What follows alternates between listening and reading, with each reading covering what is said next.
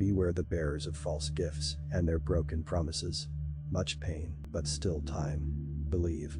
There is good out there. We oppose deception. Conduit closing.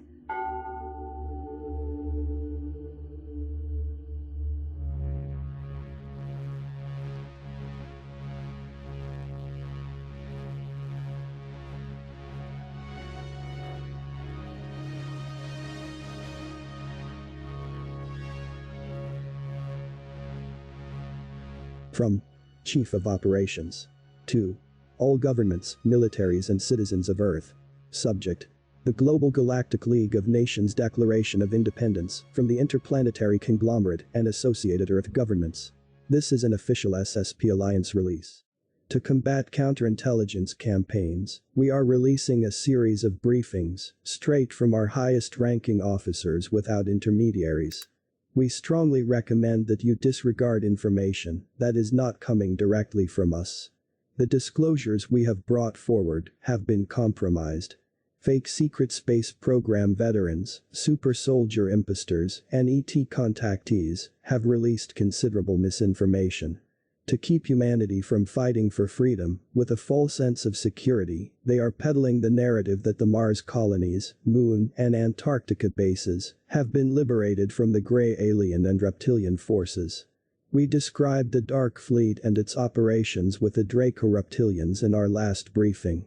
Next, we will discuss the Global Galactic League of Nations, GGLN, Declaration of Independence from the Interplanetary Conglomerate, ICC, and Associated Earth Governments. The GGLN, first mentioned by Good in August 2015, as a NATO-like program consisting of representatives from most countries on Earth. Its actual name is withheld for operational security. After the Apollo missions to the Moon, the US government's team of scientists and politicians approached every nation with geological proof about the upcoming cyclical solar event that would destroy our civilization and cause the extinction of the human race. They asked the government of every nation to contribute 1% of their gross domestic product to the Preservation of Species program created by GGLN. This program served the purpose of creating colonies in other star systems to ensure the preservation of humanity. In turn, the participating nations had to keep their knowledge of the solar event and advanced space program colonies a secret. A few days after the reconnaissance delegation mission on Mars, Good and Gonzalez attended a conference call on board of Mayan craft between the SSP Alliance liaisons and two former GGLN leaders. They were introduced to Raymond, Director of Science and Technology Development, and Anya, Director of Colonial Security. Both were Caucasian, in their late 50s or early 60s, and dressed in dark blue jumpsuits, without military designation patches. Both served the GGLN in one of the most remote colony outposts at the edge of our galaxy. Anya briefly described the GGLN history and the hardships participants encountered on various star systems while establishing colonies under the Preservation of Species mandate. Over decades of development, the cities and the population in these star systems grew steadily and closely mirrored Earth's infrastructure. Anya explained that the ICC gave the GGLN advanced technologies, which GGLN further developed. They were on the verge of breakthroughs that would have brought humans to the same level of technological development as some of the most advanced extraterrestrial civilizations in our galaxy. The GGLN science and technology groups reported their breakthroughs to their home nations through the ICC communications network. At one point, one of the ICC leaders introduced them to a new group of extraterrestrials who would assist in the final development of these exciting new technologies. This new group of ETs, members of the Galactic Federation, was engaged in intergalactic trade with the ICC and advised the ICC on technological development. They also served as liaisons during diplomatic introductions and facilitated hundreds of civilizations entering into ICC trade deals. Anya stated that, when the first delegation with 28 members of this galactic federation arrived, the inhabitants of Anya's remote colony were excited and greeted them with a festival. There were 18 females and 10 males, who appeared to be under 35 or 40 years of age. The colony's leaders gave them a building complex for housing and workspace. The GGLN worked with these Galactic Federation members to develop advanced technologies. Anya said that this Federation group immediately discouraged the GGLN from further developing technologies by offering their civilizations already developed technologies. The Federation scientists began to share knowledge of utilizing artificial intelligence, a subspace communication system, and technological implants in their bodies to conquer disease and aging. Their technologies allowed them to be constantly connected and work in a virtual reality where their minds work together. This way, they were able to develop technologies at an incredible rate, making thousand-year leaps in technology and advancing their civilization rapidly in a short time.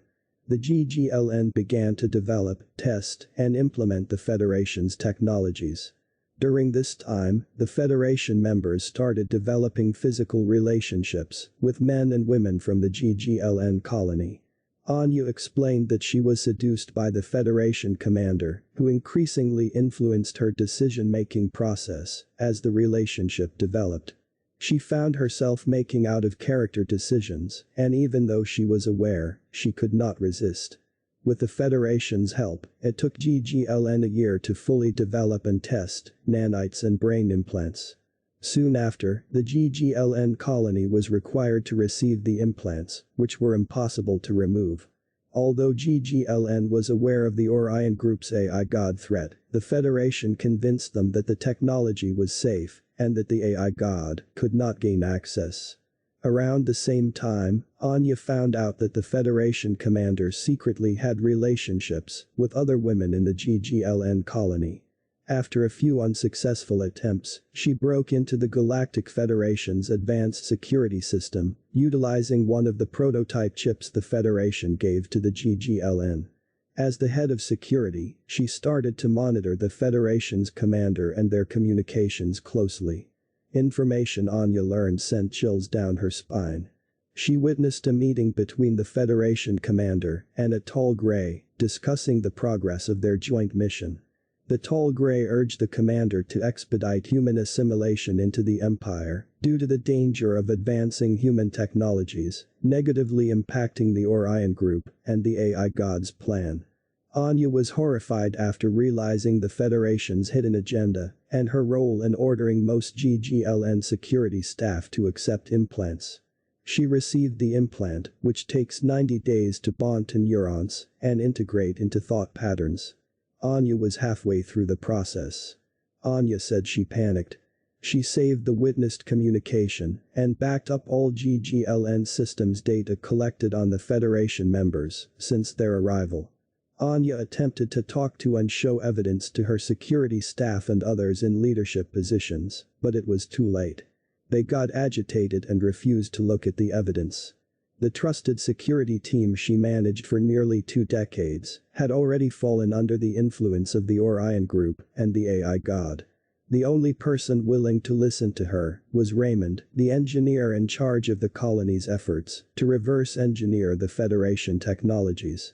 He was one of the few individuals who had not accepted the implant, which allowed him to witness the behavioral change in those with implants.